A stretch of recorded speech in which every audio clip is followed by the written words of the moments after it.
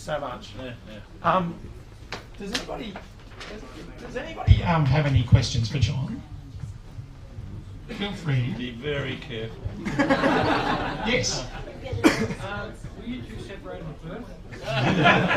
Well, you do a good one. Oh, yes. John, do you know whether anybody now, in the light of everything that's happened in recent years, is going to write a history of the age cartoonists? Because, you know, that was an extraordinary gathering of talent during those years. A remarkable group of people. Sorry guys, at the back. The question was whether anyone's going to write a history of the age cartoonists. I don't think so, because it's hard to find a Victor, like the equivalent of the Tudors, in journalism history. So who will write it? Do you know what I mean? And we all disagreed about so much. I think That enriches it. yeah, I know. I mean, I don't know, but I doubt if anyone will. Yeah. That's it. All right, bye, Mick. No. Sorry. Yeah, you've got to talk into the mic. Yes. Okay. I wanted to ask something. Was there ever a cartoon that you regretted? Yes. And did you put those in the book? I was once getting on the plane with my family of young children, and Trevor Kennedy, Packer's right-hand man, got on with me. I knew Trevor because I'd done some work for a paper he was working in Sydney, and he said, Kerry Packer is devastated by the Goanna cartoons. And the Goanna cartoons were the result of the labelling of him as the Goanna, and we felt justified, or the leaks from the Royal Commission felt justified in asserting that he was an uninvestigated murderer.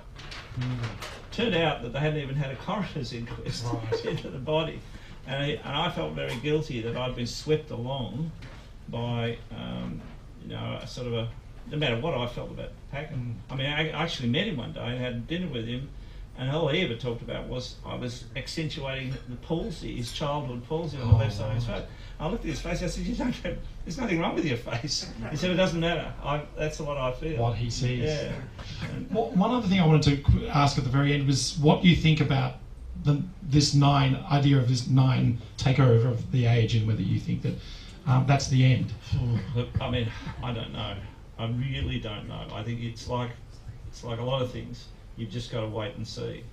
I mean, it is beyond my level. I don't understand everything that's gone up to this point. Yeah. So you need a better understanding of it than I've got, because it doesn't make sense what's happened so far. The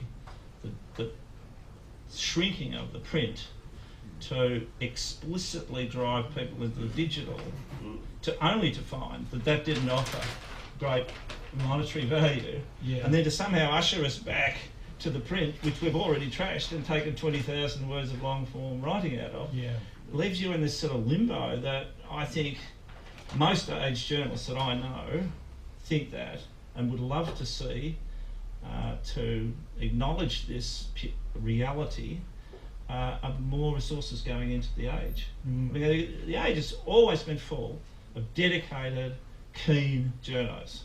But we've only got I'm old habits. They only have 130 roughly staff. 6 years ago it was 450. Name any organisation that can function under that stress. And that simultaneously they were asked, all the journos were asked to produce for two platforms, print and then digital, in the one day. With the deadline shrunk for about, what was news deadline? It was about 6. I mean, it used to be 10:30. I mean, there were guys hanging around drinking beer at the toilets for the second edition in the late 70s and that, at around 1 o'clock. Because you always had a chance. But they had to truck these ages from Ballarat to Melbourne because they were saving money when they sold Tullamarine print place. So I don't understand how this could all happen. To me, it's a catastrophe. But maybe it makes some sublime commercial sense. Do you guys both have hope for cartooning as an art form in the future? I do, but it's a tougher road. There's so much competition now. When you look on the web and you can pick up a dozen cartoons from anywhere around the world that are really, really good, you know. And then there's so much satire and people making private little satirical things, comments. Yeah. You know, it's just the cartoonist has lost his sort of near monopoly. Yeah, right. Yeah. But there are other things. People will think of other ways of doing it. One of the things is, I think for sure, is that we've got here on the stage a representation of some of the absolute great cartooning of the past, and I thank you both. The book is a beautiful representation of your work, I think, John, and I congratulate you on it. And thanks, Peter, for launching it. And thank you all for coming. Keep drinking, keep buying the book, and keep getting John to sign it. Thanks, guys.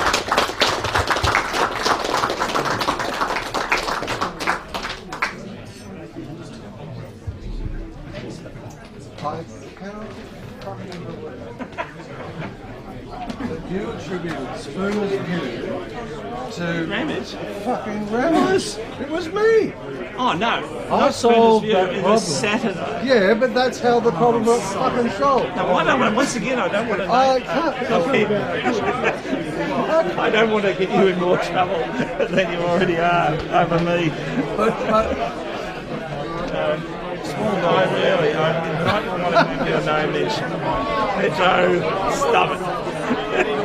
no, but to me that's the ultimate in terms of the balls. But yeah, I remember the conversation between me, Ross, and him, where he says, listen, this is what I'm going to do. I'm going to put you in Saturday. And I said, what about Timber? He said, oh, well, Rambo's going to go to China there, and you're going to have that. And I thought, oh, Jesus, thank you. These fuckers used to come to me and say, what the hell do we do about Spooner? So you're going to have to edit this. And I said, Spooner's View. promote he's a genius. He's a commentator. Call it Spooner's fucking view and get over it. Tony, come on out. I can't believe you gave her much credit for that.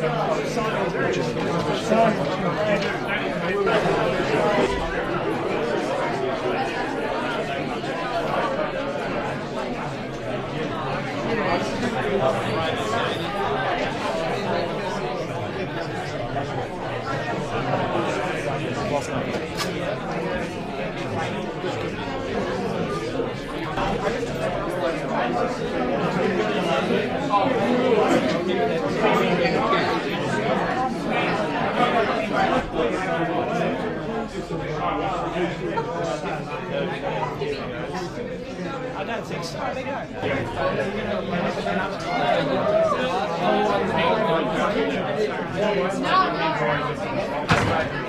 Like, for example, if I got drunk and I was running to catch a train, would I trip? We just laugh at each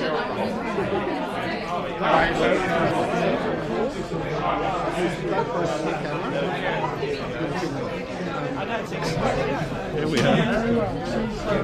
other. Here's me, my opening of my book with my dear firstborn, lovely Anita.